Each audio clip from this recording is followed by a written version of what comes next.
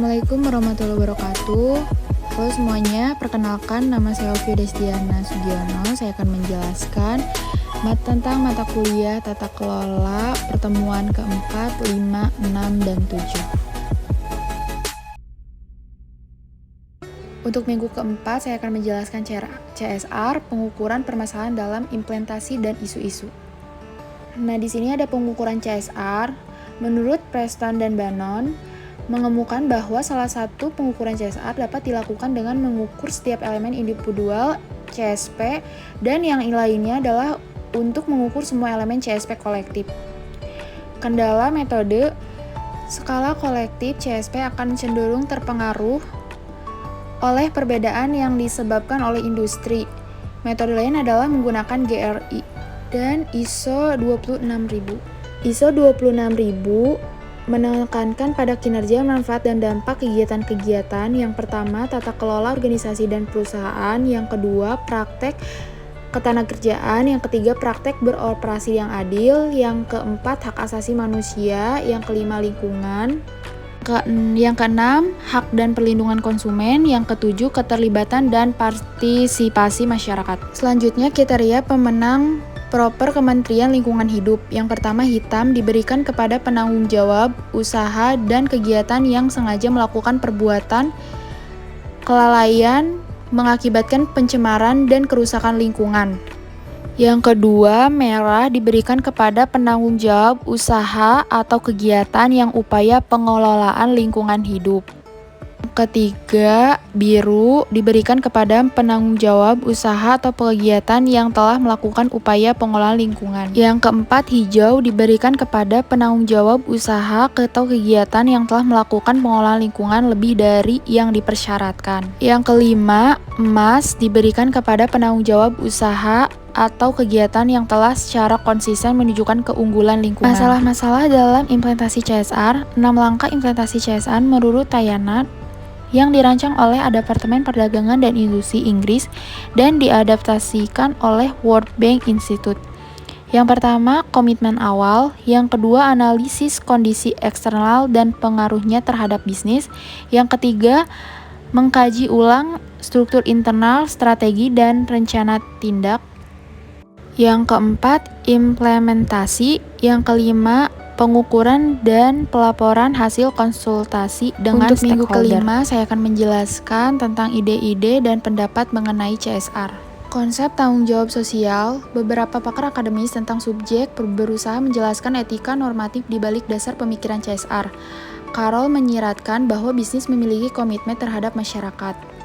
Dia mengisyaratkan bahwa bisnis diwajibkan untuk terlibat dalam kegiatan ekonomi, hukum, etika, dan kebijaksanaan. Saat ini, gerakan sosial yang paling penting adalah hak sivil, hak perempuan, dan hak konsumen. Selain itu, banyak individu yang juga berafiliasi dengan gerakan lingkungan. Periode ini dicirikan sebagai era isu di mana perusahaan mulai memperhatikan kepedulian sosial, lingkungan, dan komunitas. Dalam berbagai kesempatan, pengertian CSR telah digunakan sebagai sinonim untuk etika bisnis. Itu juga telah dikaitkan dengan filantropi perusahaan dan terkait dengan kebijakan lingkungan. CSR telah berganti nama menjadi kinerja sosial perusahaan dan kewarganegaraan perusahaan. Tampaknya masih ada keseragaman dan konsistensi dalam penggunaan istilah CSR. Dalam hal ini, peneliti telah mengidentifikasi beragam pengertian CSR yang dapat ditafsirkan berbeda. Tujuannya dari bagian ini adalah untuk memperjelas konstitusi ini. Nah, untuk minggu ke-6, saya akan menjelaskan tentang membuka tanggung jawab sosial perusahaan melalui komunikasi pemasaran terintegrasi.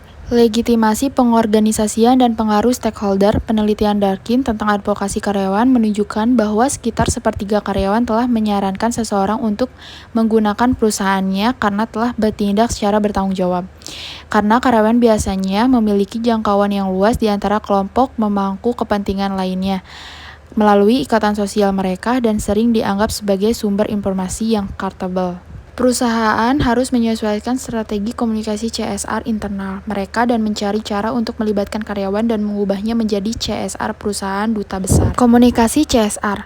Kepentingan mengharapkan bisnis yang bertanggung jawab untuk melaporkan pandangan yang benar dan adil. Pertama, motif ekstrinsik dipandang sebagai upaya untuk meningkatkan bottom line perusahaan. Kedua, pemangku kepentingan dapat melihat bahwa bisnis memiliki motif intrinsik ketika bertindak atas dasar kepedulian yang tulus terhadap masyarakat. Komunikasi CSR beserta penggunaan media. Yang pertama, untuk terlibat dengan penggunaan online dan memanfaatkan publikasi positif yang timbul dari pemasaran dari mulut ke mulut dan platform digital. Kedua, alat pemantauan yang efektif karena dapat menampilkan sinyal peringatan tadi tentang topik yang sedang tren. Yang ketiga, pelaporan lingkungan, sosial, dan tata kelola di situs web perusahaan sebagai besar pemangku kepentingan termasuk karyawan, investor, pemegang saham. Nah, selanjutnya untuk minggu ke-7 saya akan menjelaskan tanggung jawab sosial dan sustainable investing. Investasi bertanggung jawab sosial, perencanaan keuangan, dan penasihat investasi untuk reksadana yang bertanggung jawab secara sosial karena investasi ini tidak populer di industri jasa keuangan. Saat ini, instrumen keuangan yang disaring secara sosial telah menjadi pasar yang berkembang di sebagai besar negara maju. SRI adalah prinsip pedoman yang mendorong strategi investasi, berbagai dana, dan rekening. Investasi bertanggung jawab sosial. Yang pertama, pendekatan investasi dampak. Yang kedua, investasi positif. Yang ketiga, advokasi dan keterlambatan pemegang saham. Yang keempat, investasi komunikasi. Yang kelima, dana yang dikendalikan pemerintah. Penyaringan investasi yang bertanggung jawab. Investor harus memilih perilaku perusahaan positif atau negatif untuk difokuskan. Mereka perlu memutuskan seberapa penting untuk menugaskan setiap jenis kegiatan yang bertanggung jawab. Mereka harus menilai perusahaan secara kuantitatif pada kriteria ini setelah memeriksa totalitas aktivitas bisnis mereka. Terakhir, mereka harus menghubungkan skor ini dengan komposisi portofolio mereka. Oleh karena itu, tidak mengherankan jika investasi tanggung jawab sosial mencakup sebagai heuristik dan pilihan investasi akhir.